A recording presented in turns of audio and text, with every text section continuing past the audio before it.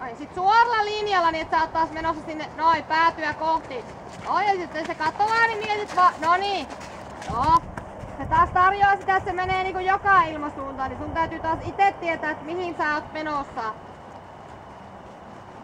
Tehkää taas vähän ravia siellä toisella puolella. Hyvä, kehu sitä minua. Tää on vähän helpompi suunta näköjään tämä, tai sitten jo vähän ymmärsin niistä.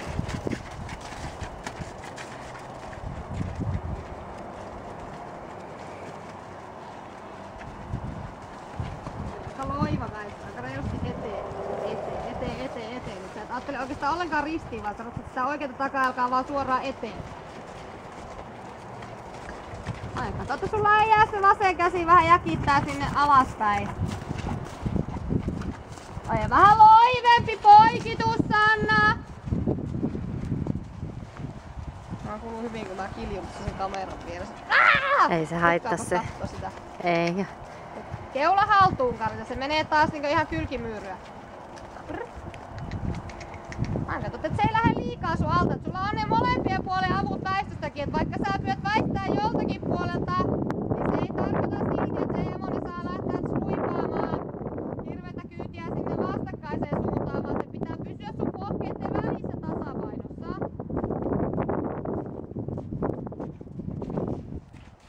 Noin sinne. Oi, just sinne Iina. Hyvä. Oikealle ohjalle. Ihan rauhassa vaan. Tää on sille taas hankalaa. Niin se mielellään menee vähän sinne ja tänne. Ai, vähän aktiivisempi käyntisana siihen väistöön. Se kulma on ihan hyvä. Tossa on tarpeeksi sopiva loiva väistö. Noin. Sitten vähän vipinää sinne kinttuihin siinä. Ai, ei liian mutkalle, Karita, niin että sulla on taas hallinta siihen etu- ja takaosaan. Eikä niin, että se on vähän niinku siellä ja täällä menossa. No niin, paranee Emilia. Tähän suuntaan se menee. Joo. Mä nähdään auttaako se yhtään, että onko se niinku yhtään pehmeämpi siihen lauppaan, kun se on tehnyt vähän väistöä. Se nimittäin ei vois ehkä olla tai sitten ei, mutta en mä tiedä.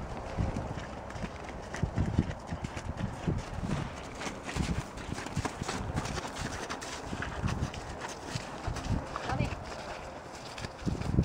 Hyvä Sanna, siinä on parempi. Taas tarkkana puolipidätteiden kanssa, että jos se koittaa luistaa linjalta vähän vasemmalle, niin sä ehdit tekemään puolipidättejä taas sanomaan, että ei kun suoraan, että se ei lähde vähän kippaamaan sieltä pois. Se vähän sitä haki siinä. No vasen kylki ei saa hävitä siinä kanssa. Ai kato, että sä et niinku taas päästä sitä pois sitä sun alta vaan, että sä vaan, että se kantaa itsensä. Sä et ala kantaa sitä vasemmalta oikealta pohkeella etkä ohjilla, vaan se pitää säilyttää se oma tasapaino siinä sun apujen välissä. Se yrittää nojata, niin sä sanot, että kops pois täältä ja sit taas rentoudut. Et se alkaa itse huolehtia siitä, että se pitää sen oman tasapainonsa siinä liikkuessa. Ai mietit sinne oikea ohja, oikea pohe ottaa vähän sieltä Iina vastaan. Vasen käsi pystyy rentoutumaan noin. Ja molemmat jalat, jos se lähtee vähän niinku karkailee joka suuntaan.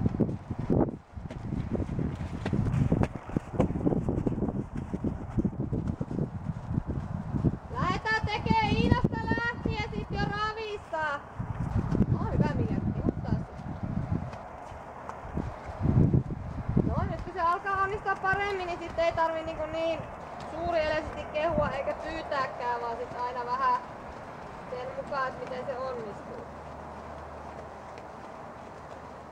Ja taas siinä, että sun ohjeistukset ei tuu taaksepäin, että se on sivulle ylös, mihin vaan, mutta ei niin, että sä joudut painaa niinku alaspäin tai taaksepäin.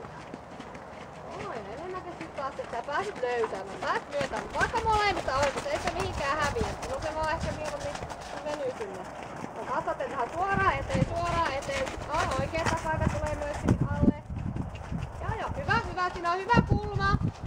Karita tulee paremmin sitä ravistaa. Oot tarkkana, että sit se ei yritä karata, vaan sulla vasen reisi ja polvikin pysyy siellä lähellä.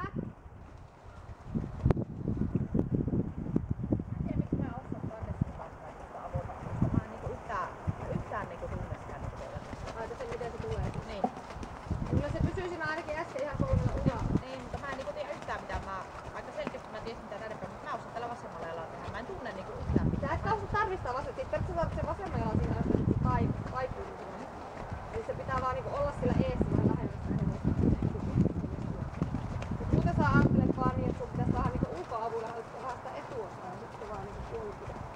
Että sä haluatkaan, jos sä työtää sitä liikaa vasemmalle, niin se alkaa nyt pohjaa. Tää ei niinku oo pohjaa.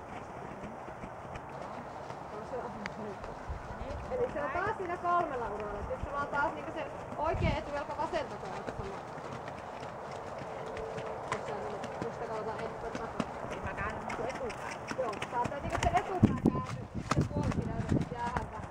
Se on paljon taivuttamassa. Apuja saattaa se ulkopohkeista venyttää niin vähän sinne ulkopohkeista. Se ei oo mitenkään ihan sellainen niinku... Jostakin sitä ei aivot niinku tähän yhtään etenkin. Siinä on yleensä toinen on hankalampi. Se toiseen suuntaan se koordinaatio on itselle helpompaa ja sen niinku helpommin hoksaamista tulee.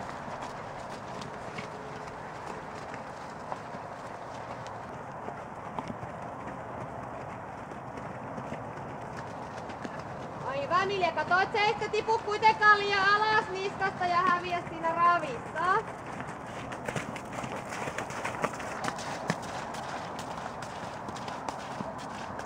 Vähän että sä saat taas sitä oikeeta takajalkaa, vaan sinne eteenpäin, etujalkoja kohti.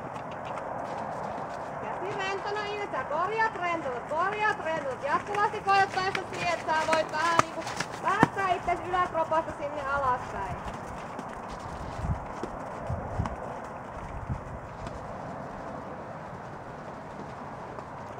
Säilytät oikeeta ohjaa koko ajan, Karita, niin se tulee ulkopohkeessa sinne ulko-ohjaa kohti. Eikä saa hävitä ja venyä ja vanua mihinkään. On varokaa, että ei tuu törmätä. Se avo kannattaa ennemmin ajatella aika loivasti. Hyvä Iina. Taputa sitä. Ennemmin aika loivasti, kun niin et ajattelee jotenkin, että vaan kauheasti väistöä tätä hevosta, se ei oo mitään väistöä. Se alkaa miettiä väistön kautta, niin päätyy siihen, että se hevonen ei oikeesti mene mitään avotaivutusta, vaan se niinku älä nojaa ja kaatuu jonnekin. Noniin. Hyvä. Nyt oot sen väistää vielä siis toiseen. Rauhassa vaan, Sanna. Noin, se säilyy koko ajan kuitenkin se suoruus, että se ei ole vähän tää vino ja sulla säilyy molemmilla ohilla se tuntuma.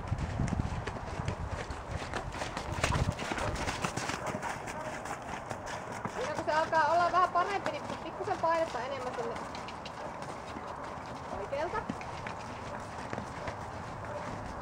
Okei Sanna, nyt mietit ihan rauhassa, että se pitää olla taipunut sun vasemman jalan ympäri. Etuosa kääntyy vähän vasemmalle. Jarruta enemmän. Nyt se ei oikein päässyt vielä poikitukseen, eli se oli vähän liian suora. Pikkasen enemmän saat ajatella, että sä käännyt sen etuosan sinne vasempaan. Kato, Karita, että se ei juokse liikaa kuitenkaan eteen, eli sulla pitää olla jonkunnäköinen väistö, vaikka se olisikin loiva.